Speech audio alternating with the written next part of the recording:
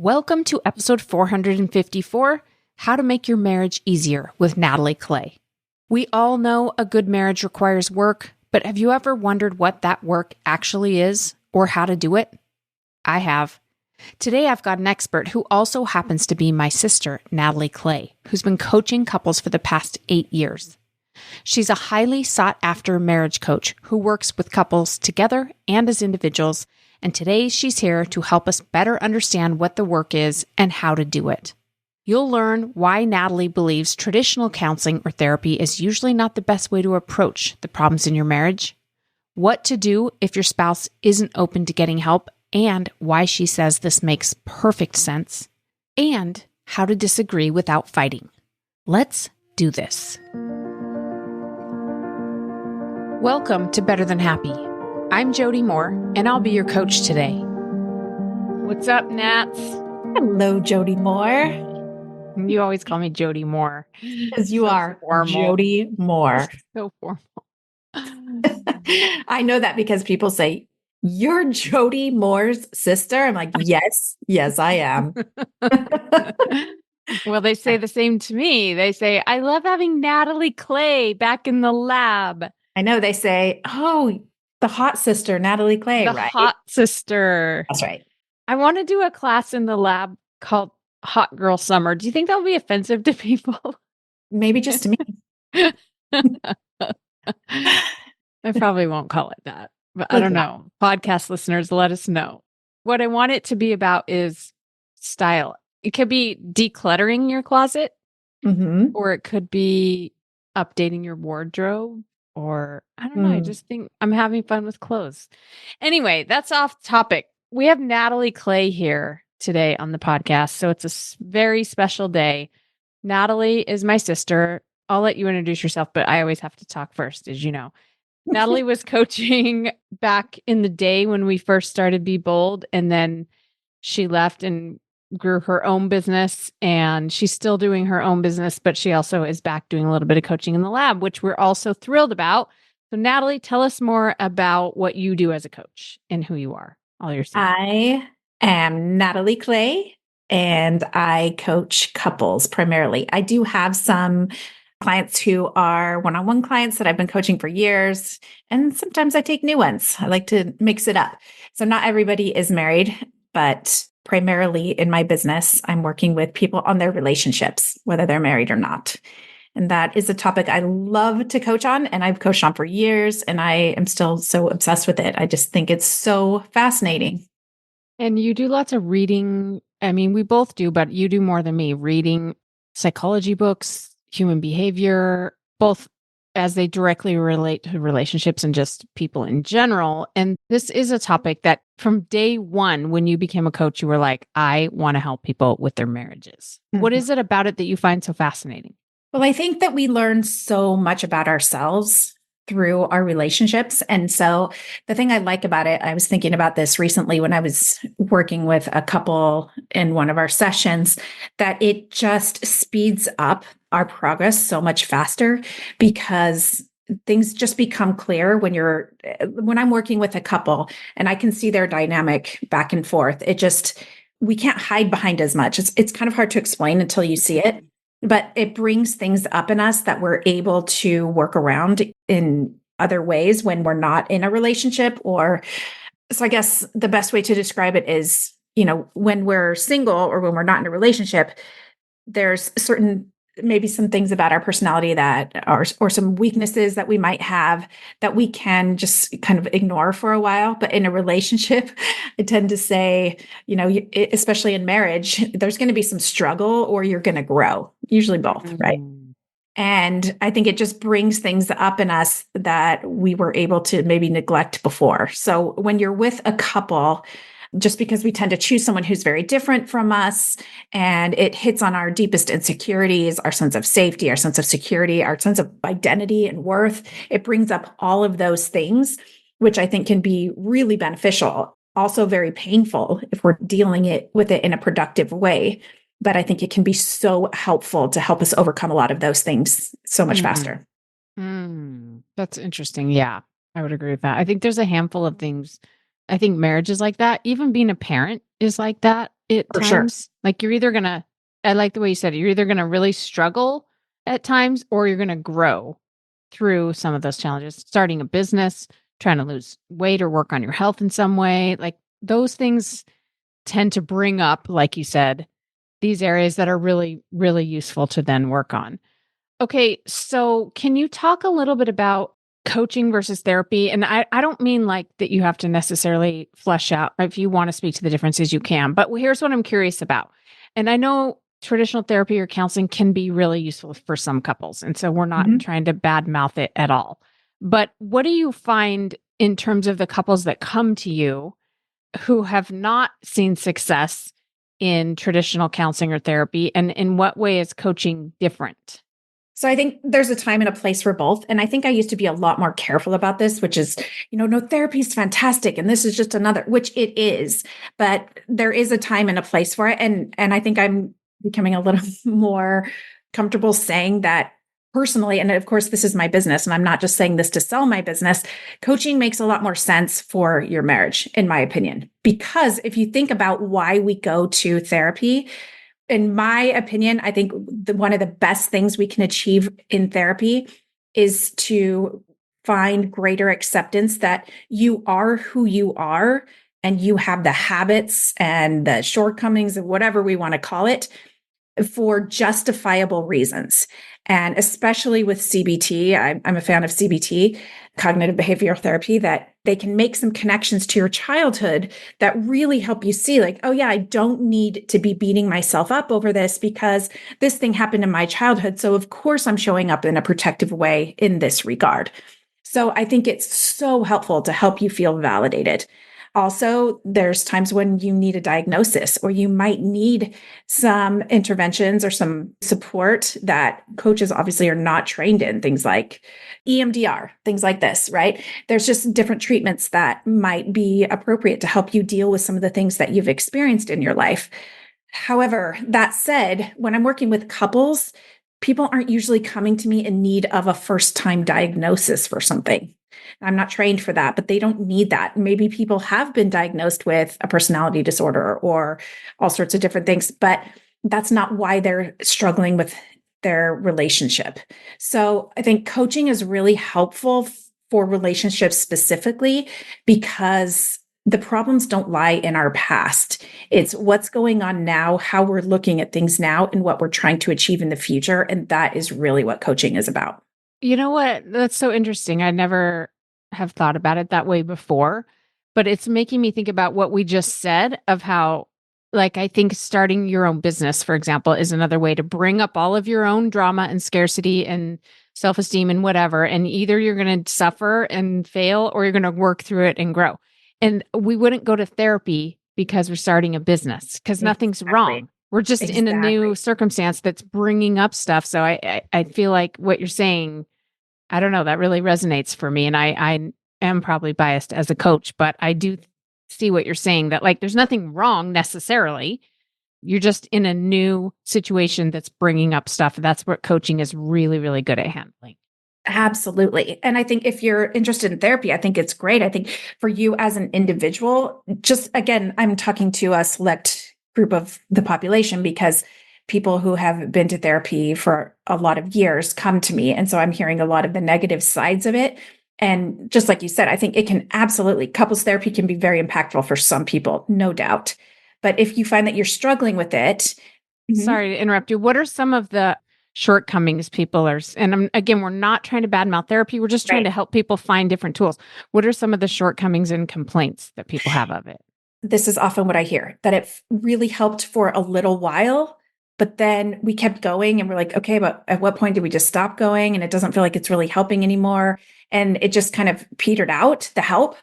Or the other thing they'll say is that it helped for a little while, but then they're still having the same exact struggles. So Mhm. that's why I think therapy is much more effective for an individual, because again, if there's things that you need to feel validated for, if you need to be justified, if you need specific help, therapy is excellent at that and helping you tie back to your childhood and things like that. But I think if you decide to go to couples counseling, just be careful, because what I find doesn't work, I sometimes hear things like, we're going to understand how maybe you're more sensitive in this regard. Maybe And then we try to address it through, in therapy, it tends to be addressed more through action, what I hear from people, which is like, okay, so if this person is really sensitive about being left out, or they need, they've had this thing in their childhood and now they're sensitive. Okay, we've established that. Then when you come home from work, just make sure that you check in with them in this way, or you use these words, which again can be very helpful in a moment because that might happen. But unfortunately, from my perspective, I think that's assuming the worst. It's assuming that they don't care about you and they need to show it in a way so that you can believe that. So while that works in the moment, that tends to sometimes, I think, exacerbate problems, because then when it stops, not only now are they not doing it and you're no longer able to rely on them to make you feel good, but now you have the resentment because an outside person has told them that they should and they're not doing it. So we have to watch out for that. So if you are in couples therapy, again, it can be great. But if they're telling you any action items to do, like make sure you, even something like a weekly date night, that works for some people, it doesn't work for others. Anything action oriented, try and see if it works for you, but don't take it as this is the only way, or this is the way for me to feel better in our relationship. Or this is the right thing to do because an outside authority told us. Exactly. Like, yeah. And if they're not doing it, that's why I'm not happy, because someone told them they should, or I think that sets us up. Because that doesn't only set them up, that sets you up to also wonder, where am I falling short? What should I be doing differently? Eventually, we're both pretending to try to keep the other person happy. So, Natalie, I'm sure you have some couples come to you who are questioning whether or not they're going to stay married, and we'll speak to that in just a minute. But first, can you talk to the ones that come saying, we want to stay together? We're not trying to separate, or that's not the plan as of now anyway. But there are certain subjects that maybe, like you said, maybe they temporarily get resolved with some behavioral guidance, but overall, they don't seem to. That seems to be possibly a common challenge, right? Well, yeah. So I think, a lot of people, they're not necessarily looking to decide, like, should I get divorced or not? Like, a lot of people I talk to are like, no, it's no question we want to stay married. But we also know that things could be so much better than they are. And so they're missing that next level connection, that next level friendship. So that seems to be really common with people. Like, no, but I believe that they're a good person. And I think I'm a pretty good person. And I know that we have this mutual respect for each other on our better days. So why is it that we're still not able to get to that place where we feel as comfortable with each other as we did at the beginning, or where we do really just feel like best friends? That's a challenge for people. How do you address that? Well, a lot of it comes down to our expectations on this relationship. But not only that, it's, again, I think this is where it brings up our issues that we have been able to skirt around in other aspects of our life. But the reality is if you are insecure as a single person, which we all are, then you're going to be insecure after you're married. And what I find is interesting is we go through that period when we're first dating, where it's really a whole brain chemistry connection that we have. But really, that's just about our brain wanting to continue the species. So there's a lot of things that are going on during that time that are not actual reality. But we have this idea that, like, isn't that what love should feel like? Where we just feel so good around each other. We feel like we're high basically during that time period. And everything is just easy and it just feels so good to do things for each other. And then what happened? Where I think if we look at it like, yeah, that time period is so fun, but there's good reason why we don't stay in that. Our brain is not meant to stay in that natural state. It's the same reason why it's like, yeah, it probably feels really great to do cocaine, but there's reasons why maybe you don't want to do cocaine in your life. It's dealing with, how do we then look at this relationship in a different way, instead of it needing to take away instantly all of our fears and insecurities and make us feel instantly safe. That would be nice. But if you think to it, that doesn't require much of us. So there's not a lot of depth behind that, where I think marriage offers us this opportunity to really learn and grow in ways that can help us have a much deeper interaction with each other and a deeper connection that you can't just replicate by going out and meeting somebody one night. So what you're saying is that it's natural, right? To feel like that high in the beginning, and then for it to change and become more boring and more challenging in many ways. What about, like, let's say the subject that we keep going back to is money, for example. Maybe we just don't see eye to eye. One of us is more of a spender, one of us is more a saver, or the Mhm. things that we think we should be spending money on, we disagree about. I mean, is that the kind of thing you're talking about when it's like, we don't want to separate, but we just can't figure out this issue? Yes. And so that's why I think human psychology is so fascinating. Why I just love to study our fear response and all this, because I think we have to be able to separate that out. So if we have a disagreement around money, for example, then there's our way of thinking about it, but then it hits on something so much deeper. And that's why simply talking about like, okay, but if we just set up a budget and we meet every week to talk it through, that's going to solve all our problems. The reason it doesn't is because so often it's hitting on something on a deeper level that deals with our identity, mostly our Mm. identity, but our confidence. Okay. Mm. And so if we're not addressing it at that level, then anything that we're doing on the surface level is just it's not going to fix it long term. It'll find other ways to come out. But again, I think that's an invitation to us instead of looking at it like, okay, we're just not as good in this area. I think that's a really great invitation to see, wow, this is really butting up against something in my identity or my confidence. What's that about? Let's explore that and let's find ways to strengthen that and become more resilient as a human.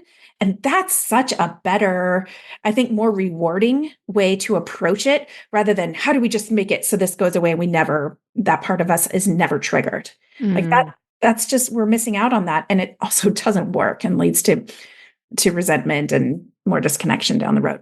So are you talking about being able to work on things like scarcity or worthiness? Sometimes we have worthiness stuff around money, shame, guilt, and that you're saying you work on those things personally and it impacts your marriage rather than just like, let's make sure and stick to a budget, which you could have a budget too, but we want to address those deeper issues. Is that what you're saying? Yeah. So let me give you a more specific example. So if Okay. someone Yeah. says, my partner spends money this way and I would rather spend it this way, I mean, something basic, right?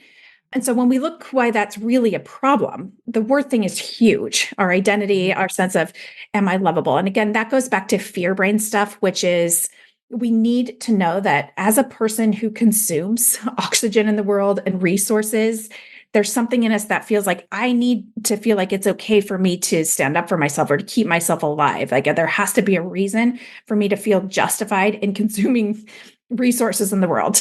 And we also want other people to acknowledge that in us as well, because we'll feel safer if people want to defend us. It goes back to our primal needs there.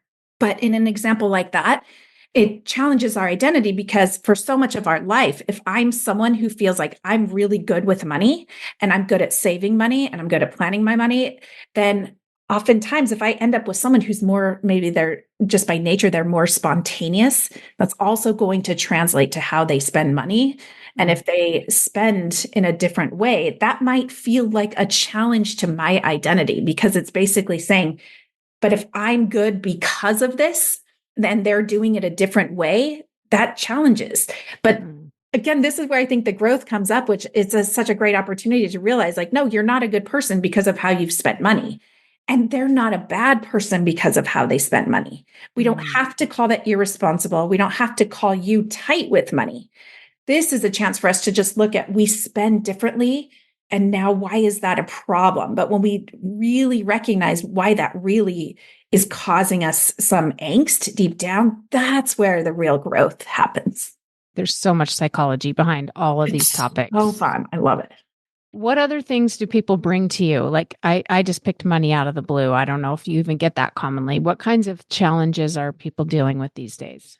Yeah. So it's interesting you say that because I think if you ask people what are the most common reasons for divorce, everyone says sex and money, which sure, those absolutely come up, but that's not the most common thing I'm hearing from people. Mm. People want more connection and they want to be able to communicate better. That's the two things I hear most. And sure, it can relate to those different things, but it really comes down to, again, it's like as we get older, I think we just naturally struggle with our sense of self. Carl Jung talks a lot about this in the second half of life. So you're going to go through that whether you're single or married. But when we're married and we're going through what might feel like a midlife crisis, or you're just getting older and trying to establish your identity at this age as you're aging and you're no longer able to rely on I'm the hot sister. Maybe I don't feel as hot anymore, right? Or maybe you were really athletic, and these things are challenging you. Again, it's that's going to come up in ways of it feels like we're disconnected because I'm around this person and I'm not feeling that sense of I don't feel amazing about myself like I did when I was younger. So it's easy to disconnect, and that's a really natural thing that happens because what happens is when we feel challenged on something, like going back to the money issue, for example, if my thought is, wow, they spend more than me, and now they're saying they should be able to spend more. Am I cheap? Have I been viewing it wrong? And if that feels like a challenge to your identity, then we have a couple options. Either that feels a little bit like shame, maybe it feels like a challenge, or we can go to the place of, no, maybe they're irresponsible. So it's really natural for us to project that outside of us because that allows us to maintain this identity and maintain this idea of like, no, this is why I'm good and I need to keep that. But when we choose someone who's very different from us, do you see that actually compels us to need to be disconnected in order to maintain our identities? That's why it's problematic. I know we can't solve it on this podcast, but like, can you give any examples of what it looks like as we start making progress in the right direction? Yeah. So it's not as complicated as it might sound. It really isn't. I think it's really fun actually, but it comes down to choosing vulnerability over certainty. So in a couple, the way that looks is, all right, I like to remind people, remember, we're not dealing on the level of eternal truth here.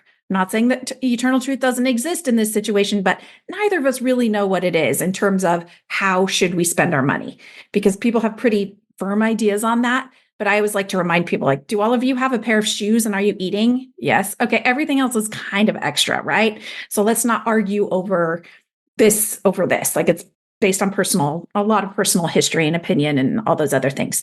But so when we can get to a point of realizing like this can feel right for you and something else can feel right for them, and that's okay. Now, again, that still might be challenging where your sense of identity comes from.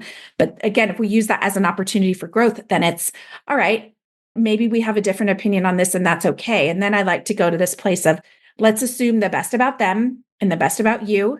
And let's assume we do love and care about each other. And on our better days, we do ultimately want the other person to be happy. Then what does this mean? Because then we can get a lot more curious about it and just know, wow, maybe there are different ways to spend.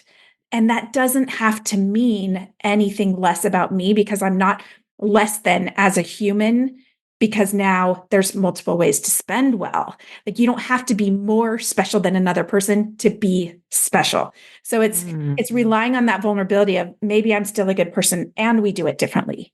And they don't like the way I'm doing it. And I really like the way I'm doing it.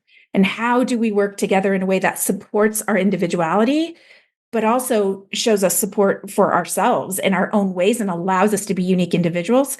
But we can do that as long as we're not saying there's one right way and I have it right and you have it wrong, because that's just such an elementary way of finding your identity.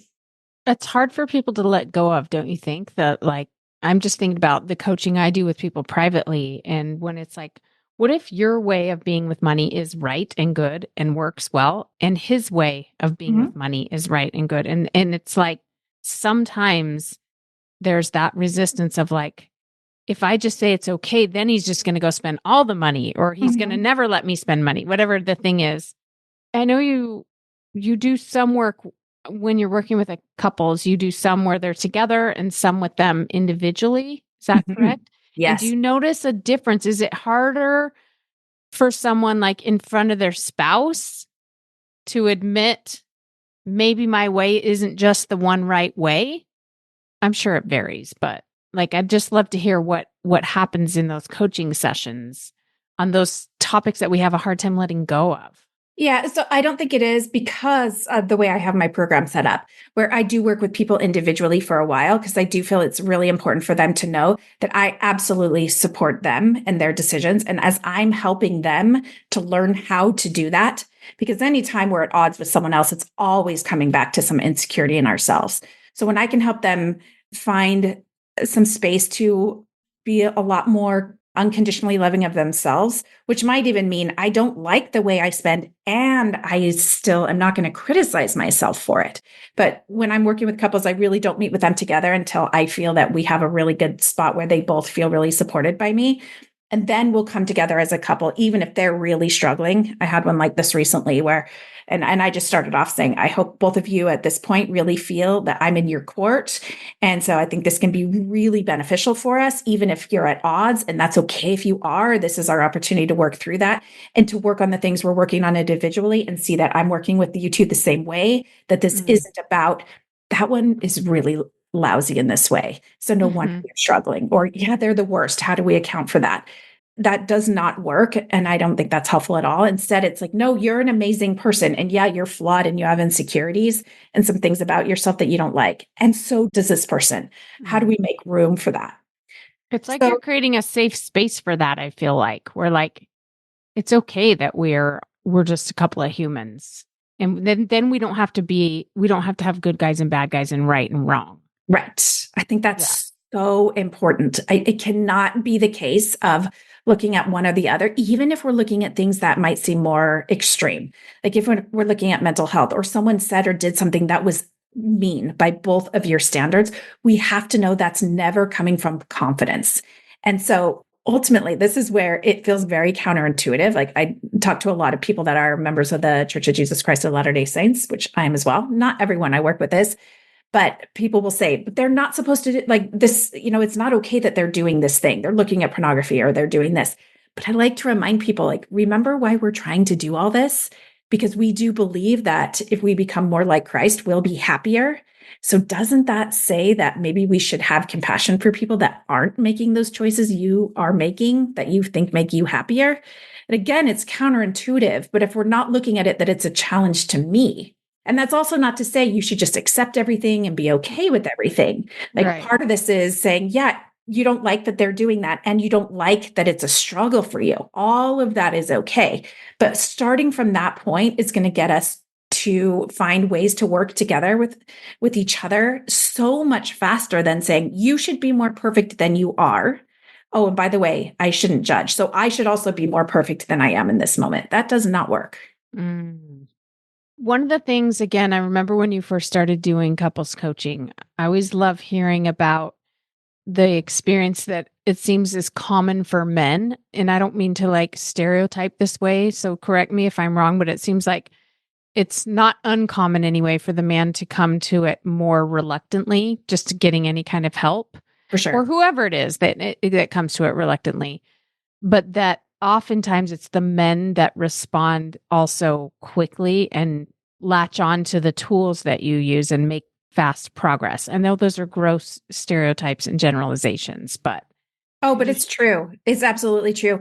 But I think there's reasons for that. And yes, of course, that's not every single couple. It will be different in some, but the vast majority fall into that in my experience. mm, But I think it makes sense why, right? Like, I think oftentimes the person, if we're being really honest with ourselves, the person who's driving the idea to come get help is the one that feels like I'm confident enough that my story makes sense. And I want them to see that they need to make some change. So no wonder mm. the other person doesn't want to come, right? Because Like if I you want a have, third party to kind of validate that I'm right yes, about this. yes. And so if you're the one that's more verbally articulate in the relationship, so maybe you've been able to craft a story that says why you're right and they're wrong more of the time. Again, I don't think people are intentionally trying to do that. And there's reasons for that. But you could see that if you're someone who isn't able to articulate their experience as naturally, why would you want to go to a counselor or a therapist, a coach who is in your mind going to say, yeah, they're going to tell me why I'm doing it wrong. And I'm already being told that. And maybe even part of me agrees and I don't know how to change it. Like, who would want to go to that? So the Mm, reason I think that if you are in that situation, whether you're a man or not, the reason people really do end up finding it to be a different experience is because that is not my approach at all. There's no part of me that's looking to decide who's right and wrong. In fact, if you're the one that's really struggling with your partner, guess what? That's work you need to do. I'm not looking at your partner to change. I'm never looking at it like, well, you're right. They really are causing you to be miserable. I'm like, okay, I get why you don't like that. And now what? How do we help you be more resilient instead of needing them to change for you to feel better because Or they're have boundaries or something. Mhm. Yeah, sometimes it's boundaries, but oftentimes it's just learning how to take personal responsibility for the things that we're not happy in, which Yeah. doesn't sound fun, but it's actually so much more empowering because then, and again, I think people hear that and think, okay, so I should just be okay with things I don't like. And I'm absolutely not saying that. I think you need more compassion for yourself and the things you don't like and be like, oh, no kidding, I don't like this. But let's look at the options that are available to me on how I can resolve this. One is for them to change, but that's the maybe most likely the hardest way for you to find relief. And the least likely. And I guess the reason I'm throwing in things like boundaries and whatever, and again, tell me what your experience has been, but I feel like whether it's your real life experience or just in your mind, you start dreaming up scenarios and we kind of go to worst case scenarios. Oh, Mhm. really, Natalie? So you're saying if my spouse is abusive to me or is gaslighting me or whatever, then I just need to learn to be okay with it. That's an extreme scenario. Well, I don't know what you're seeing. I know you get some really heavy, serious problems in there. But then there's the other side of like all the judgments and ideas we have about what makes for a good husband or a good wife and what we thought it was going to be like when we were married and how we thought we were going to feel and how we have this unrealistic expectation. And I think that coaching can help in either scenario. What's tricky is trying to apply a one size fits all. And I'm asking you to do that. So I recognize the challenge of it. I don't know. Do you want to speak to that at all? Yeah, and think we can go to a one size fits all in general terms, maybe not the specific approach to how we resolve it, but in general, every quote bad behavior comes from some sort of shame, Mhm. everything. And so that's really what I'm helping people undo. And that's why I think it's so counterproductive to have a conversation with someone and say, like, what you did is that's so mean, or you shouldn't talk to them that way. It's like, yeah, no kidding. Like, people don't like when they're showing up in ways that are unkind. We have a pretty good sense of what that is. So if someone is showing up in an unkind way, I don't know if this is a gift I have, but I do feel compassion for them. I'm like, they're scared or they're feeling attacked. They're feeling insecure. So the Yeah. last thing they need is judgment outside of them. So instead, it's understanding the vulnerability behind it and helping them work through that and get to a place of self compassion and understanding for why they do what they do, along with an approach, right? Because every time they might act out on that, they're liking themselves less. They're finding more evidence that their shame is valid. And we don't want to validate the shame. We want to say, okay, so here's a process where we can slow down our reaction and maybe not, we want to interrupt that pattern and start establishing new patterns so that you're acting more in integrity. But we can't do it from a place of so that then you can like yourself. We have Mhm. to find compassion for ourselves first.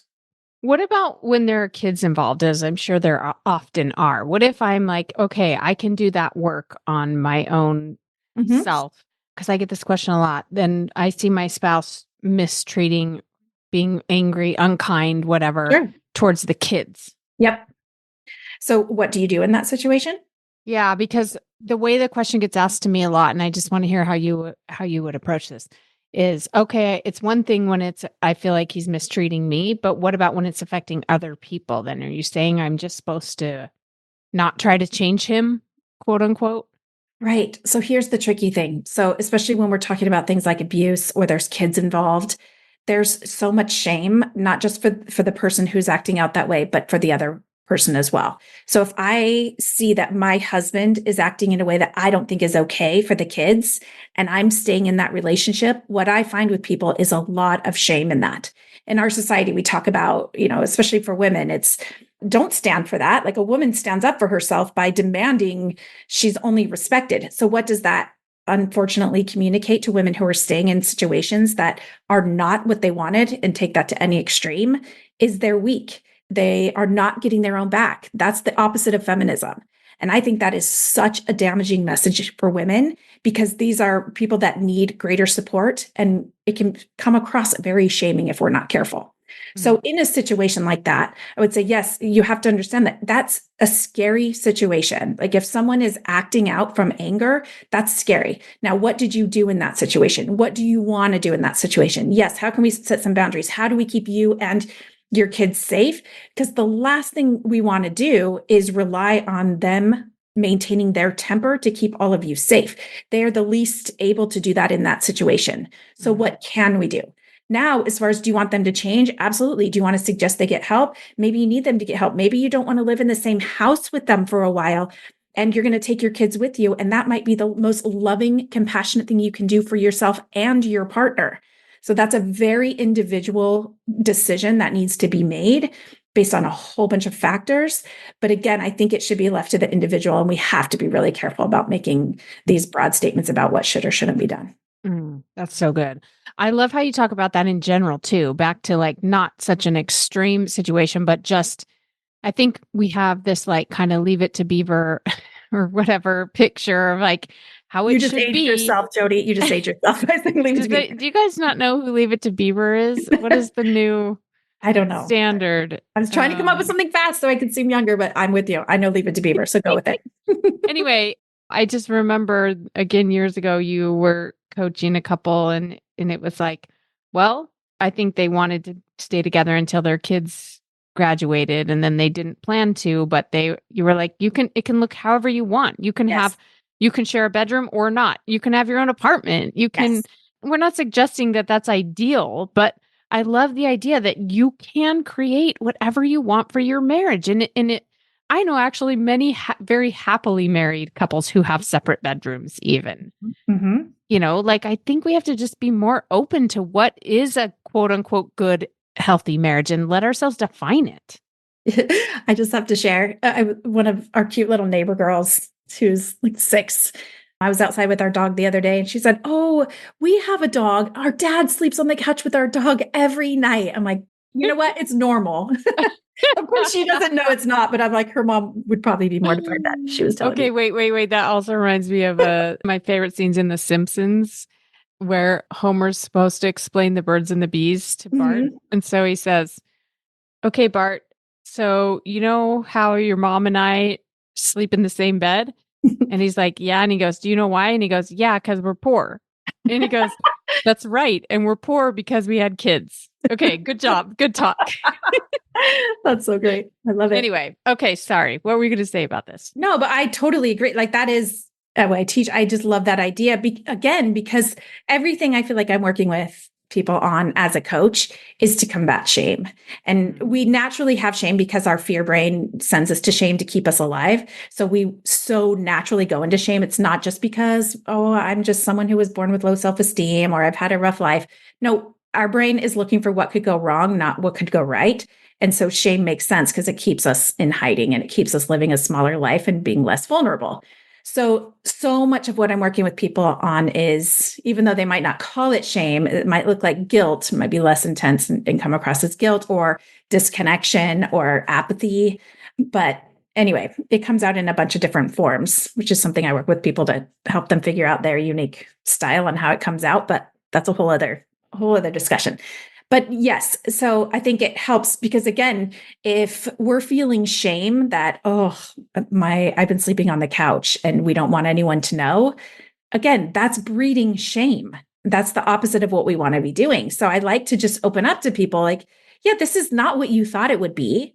And you're really struggling right now. I think we have to be careful of not lumping it into this category of, oh, our marriage is so terrible. I'm like, yeah, it's hard right now. And there's some moments, even during this challenging time, where it's not hard. It's fine. But yes, it's not overall what you want. But if sleeping on the couch is making it easier for you guys to make this work right now, and you both want to try to make it work for any reason at all, perfect. Why do we have to say that that's negative? That's bad. So I think we have to be careful where I think it's well intended, but people like to put out a lot of advice like you've got to have a date night every week. Even Jordan Peterson. Don't go to bed angry. Yeah, Jordan Peterson, who I love, he has some very prescriptive ways that couples should interact. And again, I think it's coming from a good place and that's worked for him.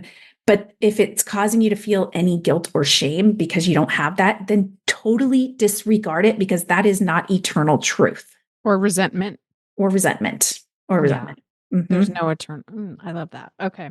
Well, this is all so good. And this really is, I will say, one of the topics that I notice brings up a lot of personal work. This, building a business, and trying to lose weight for me are the three things that like bring up my own personal work. But with my marriage, it's vulnerability for sure. I thought I consider myself a pretty confident person, but being able to really connect with Jake requires a level of vulnerability that I'm not comfortable with. I think partly just our family of origin wasn't very intimate emotionally. And so I'm not real comfortable with emotional intimacy, I notice. So I love the work that you're doing. I think it's so important.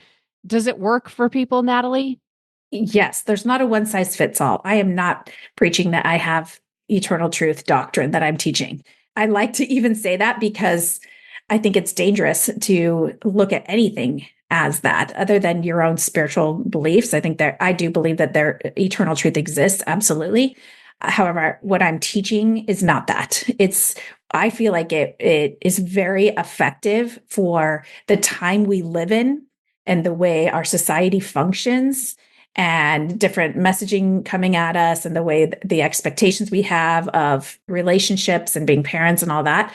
And so I feel like it's very effective for the way humans interact and feel safe in this particular day and age. So yes, I do find it can be very effective for people. I get messages all the time where sometimes I don't know if it was helpful at all, and it'll just be a one-off session or somebody I coached on the podcast, and then I get a message back and I'm like, oh, good, it was really helpful. It might not be helpful for everyone, and that's okay. But I'm a fan. Not just because I'm doing it, but it just feels to me like if you're wanting to feel better about yourself and become more of who you are as a unique individual and find ways to function as a partnership that way, then it's going to be helpful for you. Okay, Nats. Well, thank you so much for everything you've taught us. If people want to get more personal help from you, where do they go? Yeah, there are so many different ways that I work with people, but just to simplify it, if you are looking for help, I know that can feel really daunting. It can feel embarrassing. And sometimes we make it into this big thing like, oh, we need to get help or we need to talk to someone. Everybody can use some help in their relationship. So whether you're really struggling or whether you just know things could be a bit better, I put together this class called How to Disagree Without Conflict, because every relationship has disagreements. We are two unique individuals. Your marriage isn't in trouble if you disagree. There's no relationship where we just agree with everything all the time.